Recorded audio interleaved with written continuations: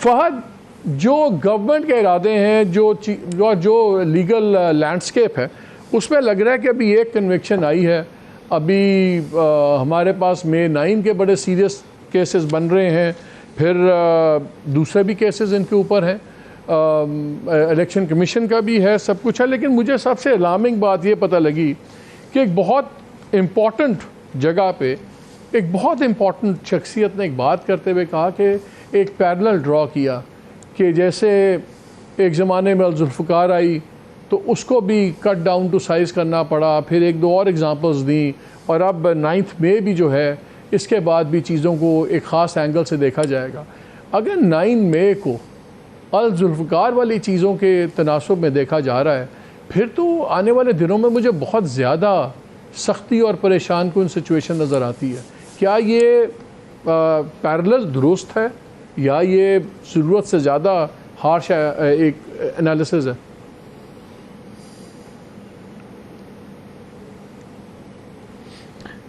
شکریہ مالک. اگر تو آپ سختی کا ذکر کر رہے ہیں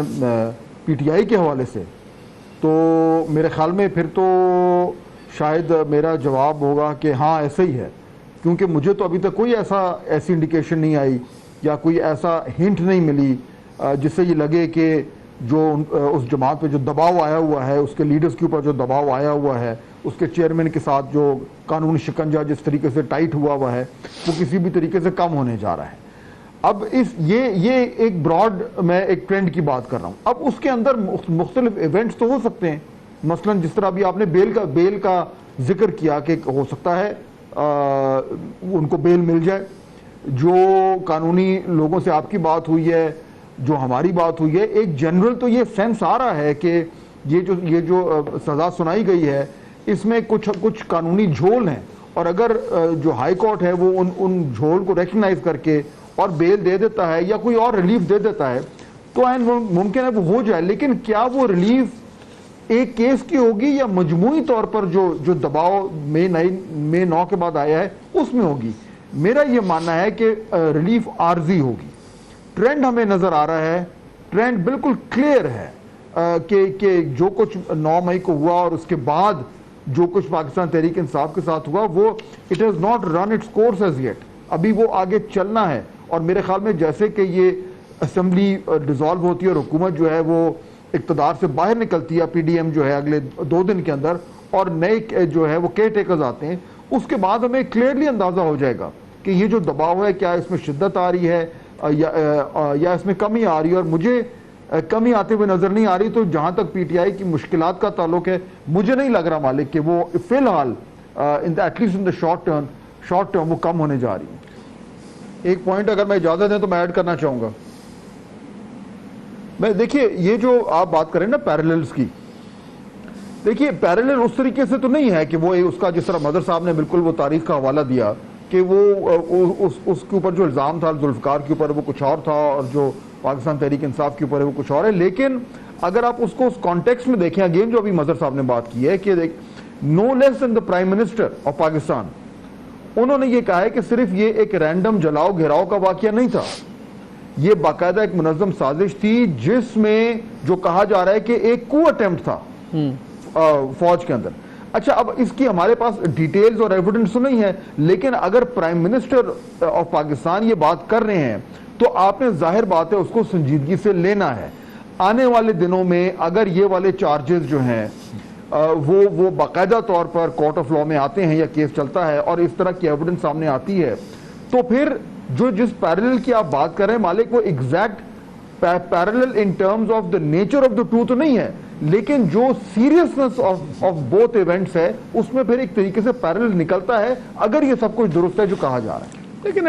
اگر ہم ایک پرائم منسٹر کی اس بات پہ اس لیے وزن دیں گے کہ وہ پرائم منسٹر ہیں اور ان کا ایک اسیسمنٹ ہے، تو پھر ہمیں دوسرے پرائم منسٹر کی بات کو بھی اسیسمنٹ کو وزن دینا ہوگا جو یہ کہتے ہیں کہ مجھے قتل کروانے کی کوشش کی جا رہی ہے اور وہ نام بھی لے لیتے ہیں. تو پھر ہم یہ تو نہیں کر سکتے کہ ایک وزیر اعظم کی بات کو وزن دیں اور ایک کو نہ دیں. نہیں مالک، دیکھیں سٹنگ پرائم منسٹر کی اسیسمنٹ نہیں ہوتی، سٹنگ پرائم منسٹر کی انفارمیشن ہوتی ہے، بیکاز اس پرائم منسٹر کے پاس وہ انفارمیشن ہے، وہ ایکسس ہے جس کی بنیاد پہ وہ بات کریں. تو یہ بالکل کلیئر فرق ہے جو ایک हाजिर सर्विस प्राइम मिनिस्टर और एक साहब, लेकिन वो फॉर्मर प्राइम मिनिस्टर का दावा भी मालिक साहब गुजारिश है, फहद मुझे एक बात बताएं,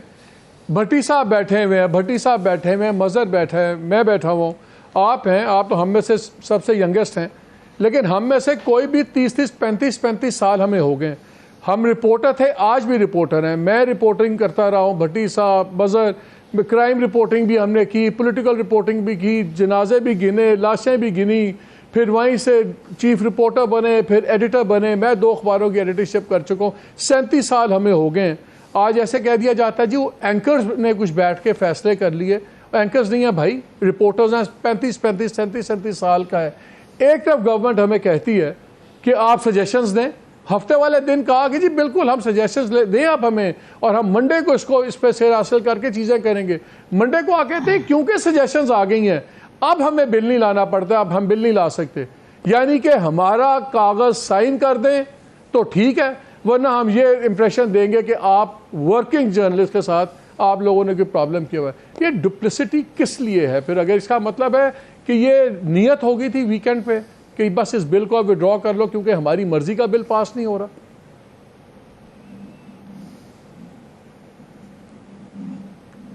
देखिए मालिक, एक तो मैं आपकी रिकॉर्ड की दुरुस्ती कर दूं, मेरे ख्याल में हमसे सबसे ज्यादा जो यंग है वो भट्टी साहब हैं। आपने उनको खामखा जो है वो इतना उम्र रसीदा बना दिया है, ये तो स्ट्रैपिंग यंग मैन। नहीं, मैं और आरिफ हमीद भट्टी उम्र रसीदा है, मैं और आरिफ हमीद, सुन ले, मैं और आरिफ हमीद भट्टी उम्र रसीदा है, मजहर डिनाइल में है, and you are a young man.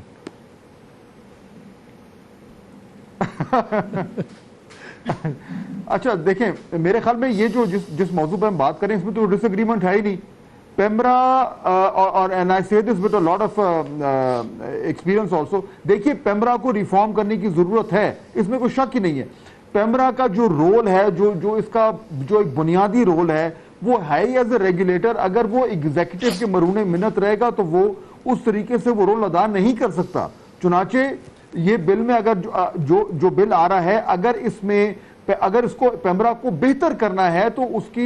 उसको मजीद ज्यादा इंडिपेंडेंस देनी है, उसको एग्जीक्यूटिव की थंब के नीचे नहीं रखना, पहली बात। दूसरा, इजाजत दीजिए, मतलब बाकी तो बिल पे आप लोगों ने बड़ी डिटेल से बात कर ली है तो मैं उसको रिपीट नहीं करूंगा, लेकिन मेरा ये बिल्कुल कंसिडर्ड ओपिनियन है कि अगर पेमरा को रिफॉर्म होना है तो उससे ज्यादा इंफॉर्मेशन मिनिस्ट्री को रिफॉर्म होना है। वो एक डायनासोर बन चुका है, ये मिनिस्ट्री एक डायनासोर बन चुकी है। इस आजकल के जमाने में इसकी अफादियत कम हो चुकी है। इसको जहां बात करते हैं हमारी एसओईज की रिफॉर्म का और दीगर बड़ी इदारे उनके रिफॉर्म का, उसमें जो हमारा इंफॉर्मेशन का आर्किटेक्चर है गवर्नमेंट का, सबसे ज्यादा उसको रिफॉर्म करने की जरूरत है। और अगर वो उस